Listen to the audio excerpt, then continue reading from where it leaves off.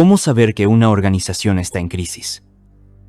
Hablamos de cualquier tipo de organización, sea empresarial, religiosa o política. Un análisis sociológico nos permite detectar las claves, muchas de las cuales pasan totalmente inadvertidas para los componentes de la organización. Primero, veamos las estadísticas. El caso de la organización Watchtower es algo interesante porque son uno de los pocos grupos que funcionan como una corporación, incluso con accionistas, pero que a la vez es también una organización religiosa. Salvo por los países africanos, donde hay crecimiento de publicadores, la organización presenta una baja en su fuerza productiva en quienes trabajan para la misma. Los publicadores nuevos se obtienen de los hijos de los testigos y en personas de países de África.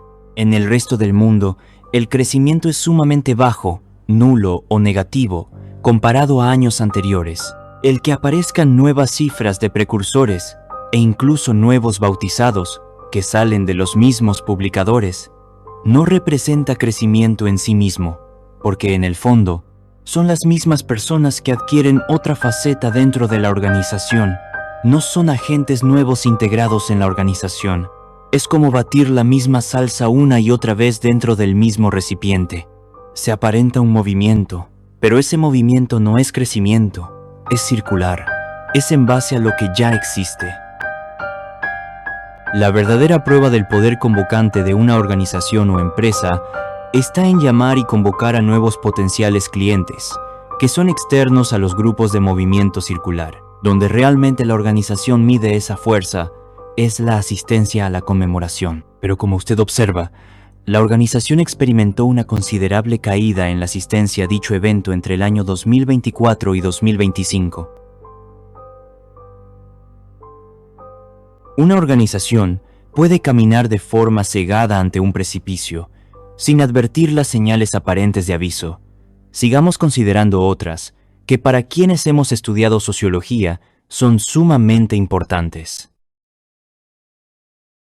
La segunda es los niños al frente, cuando un ejército que es una estructura organizativa eficiente está a punto de perder la guerra, recluta de forma urgente y desesperada a los niños. El ejemplo más clásico fue el de la inminente caída del Tercer Reich.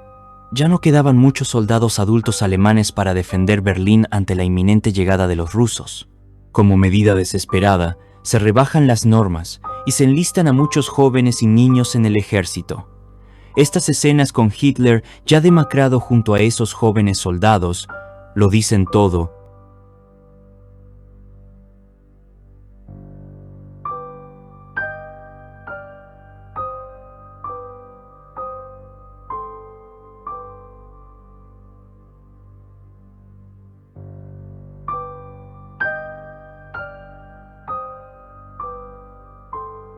Esto ocurre porque ya no quedaban adultos que defendieran a esa estructura nacional.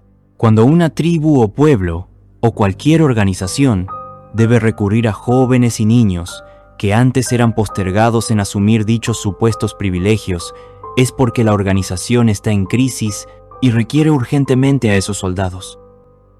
Hace poco, tuvimos la oportunidad de escuchar de forma presencial y en vivo lo que un desesperado miembro del cuerpo gobernante comentó aquí, en Santiago de Chile. Para quienes no somos testigos, nos llamó la atención de sobremanera el énfasis sobre este asunto. Ahí, en vivo y en directo, ante nuestros propios oídos, en el mismo salón de asambleas en Santiago, oíamos como Mark Sanderson comparaba precisamente la necesidad de jóvenes con los soldados.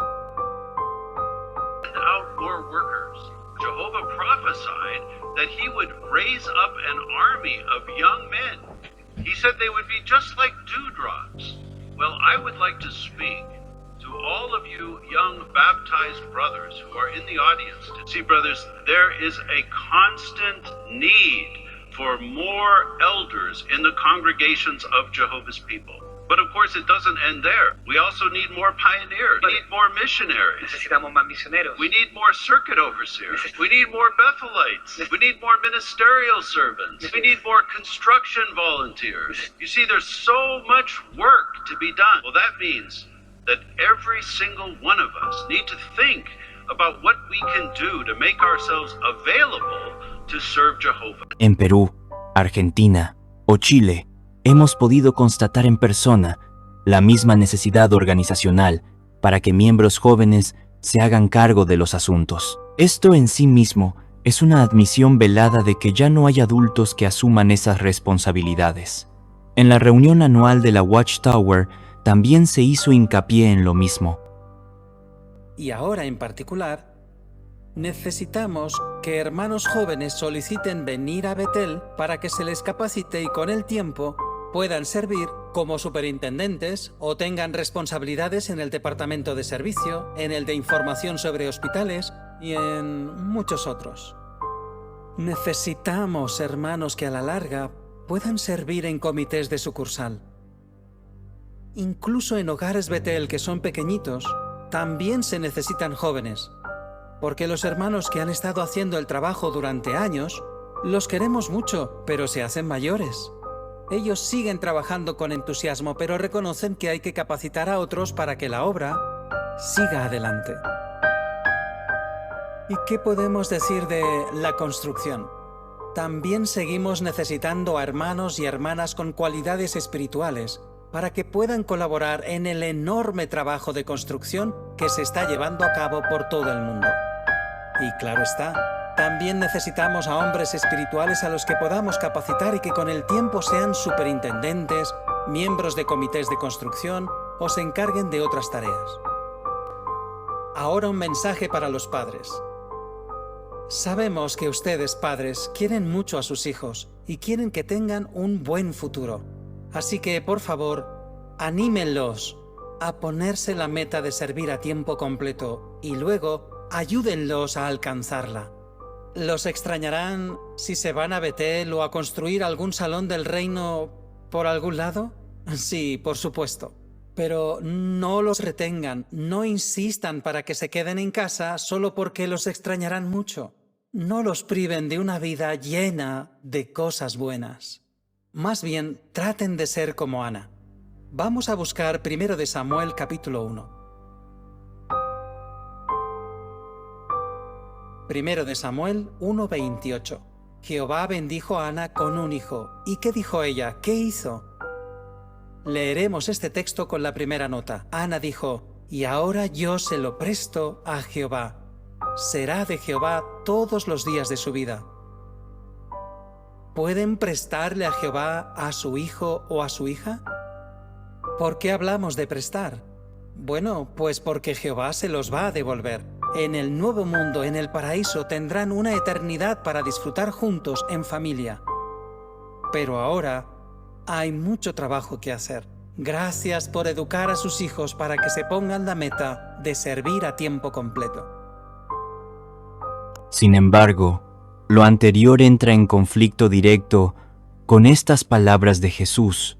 Pero vosotros decís, basta que diga un hombre al padre o a la madre, es corbán, que quiere decir, mi ofrenda a Dios todo aquello con que pudiera ayudarte, y no le dejáis hacer más por su padre o por su madre, invalidando la palabra de Dios con vuestra tradición que habéis transmitido, y muchas cosas hacéis semejantes a estas. La organización entonces ha rebajado los años de nombramiento de ancianos a 20 años, los de los siervos ministeriales a los 18 años, los betelitas o miembros de los comités de construcción también pueden trabajar desde los 18 años y pueden ahora ser superintendentes de circuitos a los 24 años. Si las leyes de un país rebajaran la mayoría de edad, no dudéis que la Watchtower actuaría igual que los conventos de la Edad Media, reclutando a niños. Y es más, se anima a los padres y a los ancianos a que incluso ya estimulen a sus niños e hijos de testigos pequeños a trabajar en labores domésticas de limpieza del salón del reino, dándole asignaciones incluso en la preadolescencia o niñez. Si los hijos de un anciano o siervo ministerial se bautizan tardíamente, comienzan las presiones y observaciones de los superintendentes viajantes. En vista de la crisis que existe por la ausencia de varones adultos más maduros que asuman esas responsabilidades, la organización en crisis desesperadamente desea obtener tempranamente el compromiso y lealtad organizacional de las personas, a temprana edad, para que de esa forma no cambien de decisión, dadas las responsabilidades que ya les otorgaron. Y factores como el ego, sentirse importante en un universo que es pequeño, inclinan las emociones para que muchos acepten ser soldados figurativos jóvenes. Ser joven no es fácil. Es un periodo de indecisión e incertidumbre, y es muy fácil ser víctimas de la presión de otros, ya sea para ingresar a la política, la religión e incluso las sectas o tribus urbanas. El sentimiento de ser importante dentro de esa comunidad puede nublarte el juicio, pero no tomes tus decisiones en base al temor de otros, ya que no terminas sirviendo a algún dios, sino finalmente le sirves a una organización que luego te desecha, tal como veremos de inmediato. Hasta aquí hemos visto cómo las organizaciones humanas entran en crisis cuando las estadísticas lo demuestran, y surgen repentinos e insistentes llamados para que los jóvenes y hasta los niños asuman responsabilidades que antes eran solo de los adultos en la planta organizacional. Ante esto, hay que implementar urgentemente lo que se designa en el mundo empresarial como control de daños. Como sabemos, mientras que se pide que más jóvenes se animen para ir a Betel, las sucursales ya no tendrán a miembros de cierta edad viviendo en sus instalaciones. Parece que el fin se esfuma cada día más, y quienes llevan más años comienzan a ver cómo son desplazados velozmente por los reemplazos jóvenes, y comienzan a pensar. Así la Atalaya de noviembre de 2025 admitió que es posible que no vivamos para ver el fin de este sistema. Esto es, sin lugar a dudas, control de daños. Cuando un producto no cumple su promesa o es eficaz, y pueden ocurrir deserciones masivas, se intentan dar estos mensajes de calmantes. De hecho, la Atalaya de julio de 2026 vuelve a la carga con este tema, e intenta consolar o hacer control de daños con los betelitas que están siendo despedidos o, en lengua teocrática, cambiados de asignación. No olvidemos que incluso a los jóvenes que ingresen a la sucursal, no se les tendrá tampoco por mucho tiempo. No habrá esa carrera de vida, como se decía antes. Es más, se muestra una ilustración donde un matrimonio relativamente joven están muy tristes por abandonar Betel. Luego se anima a la congregación a recibirlos amorosamente. Esta escena tiene varias reflexiones. En primer lugar, desmiente el mensaje de que la organización está creciendo como nunca antes y que necesita urgentemente voluntarios. Más bien, la organización está en crisis y lo que necesita es el concepto de voluntarios rotativos, que durante cierto tiempo trabajen gratis en las instalaciones, pero que tampoco se imaginen viviendo décadas allí. El control de daños también se aplica con disminuir la sensación de presión sobre los miembros, el relajar normas antiguas, como en cuanto a la ropa para asuntos religiosos, el tener apertura con ciertas costumbres como el brindar y otros asuntos que por presión gubernamental han sido ajustados, como el trato a los expulsados o ciertas transfusiones de sangre. Para una organización en crisis y que intenta evitar la fuga de miembros, es vital relajar ciertas pautas rígidas. En las nuevas compañías se han implementado salas de juego y esparcimiento para atenuar las rígidas jornadas laborales y evitar el abandono o colapso de la eficacia laboral por agotamiento.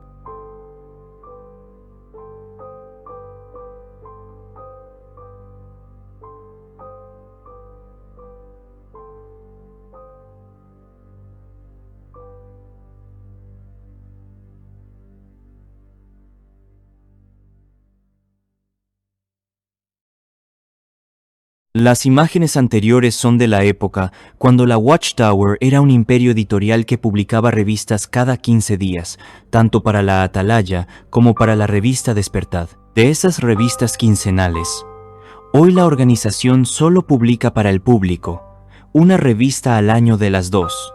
Sí, una sola revista al año. Pero la crisis no solo se encuentra en ese factor. Durante décadas se implementó un programa frenético de construcción de salones del reino. Luego, ante la disminución presencial efectiva de testigos en las reuniones, tuvieron que comenzar una serie de fusiones de congregaciones, llamadas reestructuraciones. En otras palabras, desaparecieron congregaciones enteras, pero la venta de los salones vacíos no ha sido tan efectiva como se esperaba. Esto es porque el clima económico mundial ha provocado un cambio en las prioridades. La Watchtower apostó por construir un enorme complejo de estudios de cine en Warwick para hacer películas y acelerar el salto definitivo a la teleevangelización y realizar producciones bíblicas rentables. Sin embargo, la construcción de este Hollywood teocrático ha tardado más de lo esperado por problemas con permisos y la comunidad donde están emplazados. Pero hay algo peor e inesperado, que incluso quizás vuelva totalmente inútil la inversión multimillonaria de estos gigantescos estudios. La organización ya había invertido millones en pantallas tridimensionales para proyectar fondos realistas. Así, por ejemplo, no era necesario hacer un viaje real a Palestina para mostrar las tierras bíblicas. Esto ahorraría en grabaciones de exteriores. Sin embargo, aún estas inversiones millonarias se volverán totalmente innecesarias. Y es que la inteligencia artificial está cambiando todo lo que conocemos sobre el cine. Una persona desde una computadora ya puede generar rostros reales, actuaciones creíbles y exteriores totalmente realistas. Ya no se necesitan actores ni estudios de grabación, no se necesita nada para crear películas o material audiovisual de gran calidad. Esto hace que la inversión en Warwick se vuelva un gasto multimillonario inútil, un fracaso monumental de inversión. Lo anterior hace que se intente ganar cualquier juicio o demanda que signifique recolectar algo de dinero para la organización. Así lo de Noruega, y ahora en Alemania, donde se solicita la devolución de un material vendido a un museo militar, se vuelven asuntos que llaman la atención. O como casos en donde la Watchtower lucha por quedarse con los dineros de herencias de personas fallecidas o desaparecidas.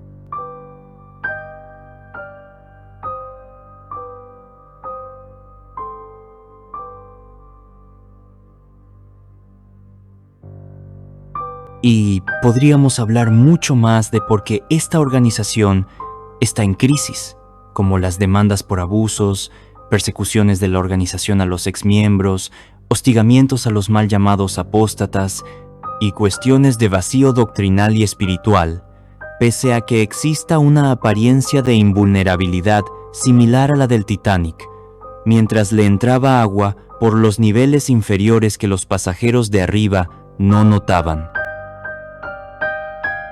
Lo interesante es que esa crisis también se nota en cómo muchos testigos activos visitan asiduamente a hurtadillas cientos de páginas o videos llamados apóstatas, pese a las advertencias de su organización.